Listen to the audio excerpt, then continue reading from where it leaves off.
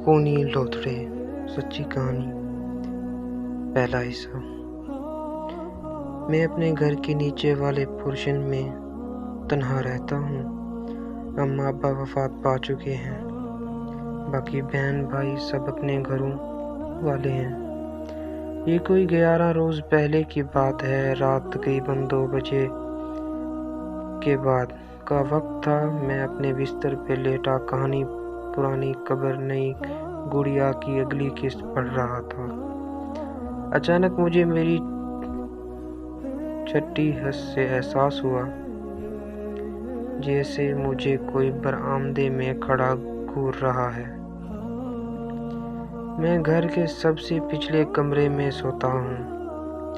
اس کے آگے ایک عدد برآمدہ ہے اور برآمدے کے ساتھ ہی اسٹور روم ہے۔ پھر آگے کھلا صحن ہے اور گھر کے حدود کی آخر میں ایک بیٹھک ہے۔ پہلی پہل تو میں نے اسے اپنا وہم گردانا اور خود کو دل ہی دل میں گالی دی کہ رانا صاحب آج کہانی لکھتے ہوئے تسی ڈر گئے، حالانکہ میں بہت مضبوط اعصاب کا مالک ہوں۔ خیر، میں پھر سے کہانی لکھنے میں مگن ہو گیا۔ ابھی چند سطریں ہی لکھ پایا تھا کہ اندر بے چینی نے مجھے ایک بار پھر سے باور کروایا کہ کوئی ہے جو دیدے پھاڑے تمہیں گھور رہا ہے۔ میں نے لکھنا بند کر دیا اور باہر کھڑکی جانب دیکھنا شروع کر دیا۔ کچھ دیر میں یوں ہی آنکھیں پھاڑے دیکھتا رہا، کچھ نظر نہیں آیا، لیکن دوبارہ سے جیسے ہی میں نے لکھنے کے لیے سر جھکایا تو اسٹور روم کے دروازے پر لگے پردے کے ہلکا سا سرکنے کی آواز آئی۔ میں نے جلدی سے کھڑکی طرف نظریں دوڑائی تو پردہ خود بخود اپنی جگہ چھوڑ کر آگے کی جانب سرک رہا تھا، جیسے کوئی نہ دیکھنے والا نادیدہ ہاتھ اسے آگے جانب سرکا رہا ہے۔ اور پھر اسٹور روم کا کھلا دروازہ پردے کی جانب میں چھپ گیا۔ اب یہ کوئی وہم نہیں تھا بلکہ میری آنکھوں دیکھا منظر تھا۔ سچ بتاؤں، مجھے شدید سرد لہر کا احساس ہوا، جس میں ایک جھرجھری سی پیدا ہوئی۔ چند سیکنڈ میں یوں ہی ہکا بکا لیٹا رہا اور پھر اپنے اندر ہمت جٹا کر اٹھنے کا ارادہ کرتے ہوئے بیٹھنا چاہا تو ایک دم سے لائٹ چلی گئی۔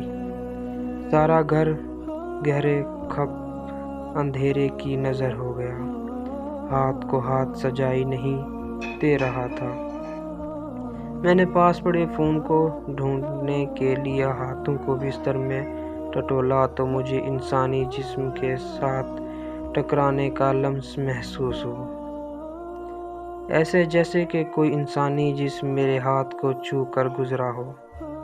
خیر، اگلے ہی لمحے میرے ہاتھ میں موبائل آ چکا تھا تو میں نے موبائل سے ٹارچ آن کی اور بستر سے اٹھ کر ننگے پاؤں ہی اندھیرے میں موبائل ٹارچ کی روشنی لیے اسٹور روم کی طرف چڑھ دوڑا۔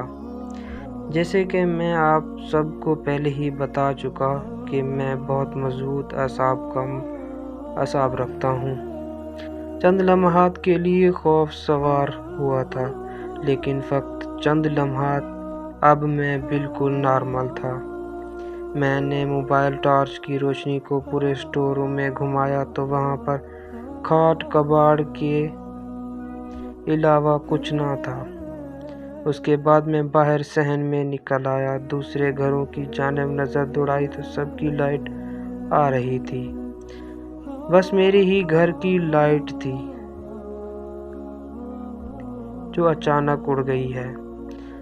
پاس کچن سے برتن بجنے کی آواز نے میری توجہ اس جانب ملبوس کروائی تو دیکھا ایک بلی شریف ہے جو کھانے کے چکر میں پورے گھر میں گھوم پھر رہی ہے۔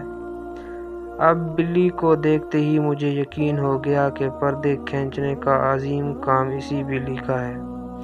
آج کل ویسے بھی سردیوں کی ٹھنڈی راتیں چل رہی ہیں تو اسی بلی نے ہی اپنے منہ سے پردے کو کھینچا ہوگا۔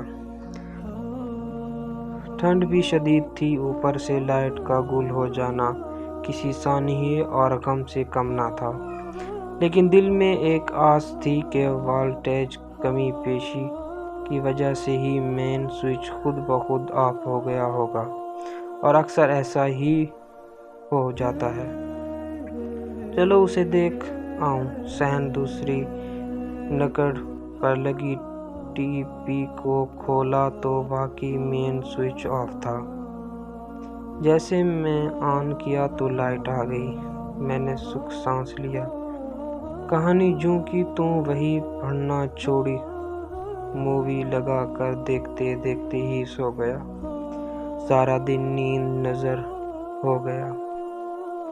3 بجے دوپہر اٹھ کر فریش ہوا، 2 عدد ابلے انڈے اور 1 گلاس دودھ کا نوش کرنے کے بعد جاب کے لیے نکلا تو کھڑا ہوا۔ میری نوکری بہت سخت ہے، لیکن مجھے بے حد پسند بھی ہے۔ میں ڈیفنس کے چیمبرز میں کار ڈیفنس ڈائریکٹر ہوں۔ لوگوں کے بڑھے ہوئے وزن کو ورزش اور ڈائٹ پلان سے کم کرواتا ہوں۔ کک باکسنگ کھیلتا ہوں اور سیکھتا بھی ہوں، جہاں سے میری ڈیوٹی رات 11 بجے ختم ہوتی ہے اور میں 8:30 بجے تک گھر پہنچتا ہوں۔ اگلے روز جب میں ڈیوٹی سے واپس پر گھر پہنچا اور باہر کا مین دروازہ کھول کر اندر داخل ہوا تو ایک عجیب چیز نے میرا استقبال کیا۔ چند خون لگے گوشت کے لوتھڑے نے جو پورے صحن میں جا بجا بکھرے پڑے تھے۔ یہ خون آلود لوتھڑوں کو دیکھ کر میں سمجھ چکا تھا کہ جسے میں وہم سمجھ رہا تھا وہ حقیقت ہے۔ میرا ماضی ایک بار پھر سے میرے حال میں آ بیٹھا۔ وہ نادیدہ طاقت، وہ خوفناک افریت کہیں گئی نہیں، سالوں بعد پھر سے میرے سامنے آن بیٹھی ہے۔ اگلی